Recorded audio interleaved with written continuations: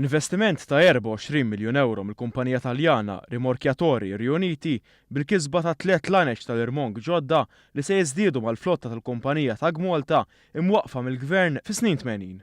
Waħda mit-tugboats il-ġodda li semmiet St. Angelo ġiet inaugurata waqt ċerimonja li saret fil-Port il-Kbir il-ġimgħa fil-preżenza tal-Prim Ministru Joseph Muscat u martu Michel Muscat.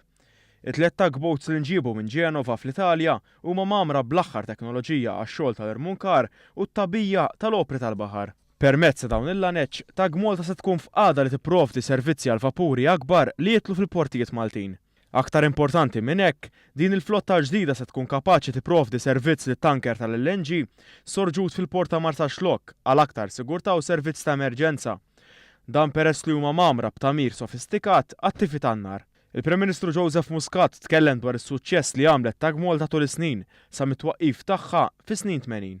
Huwa sejjaħ bħala suċċess il-privatizzazzjoni li saret fl-2006 bejn Tug Malta u Rimorkjatori Riuniti għalli dan wassal għal tkabbir ekonomiku ta' Malta u tal-qasam marittimu.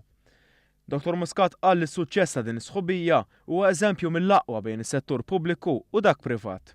It-tugboat il-ġdida tnediet fix-xatt ta' Pinto bis-Sinjura Michel Muscat ingħatat it-titlu bħala madrina hekk kif inhi tradizzjoni tal-kumpanija.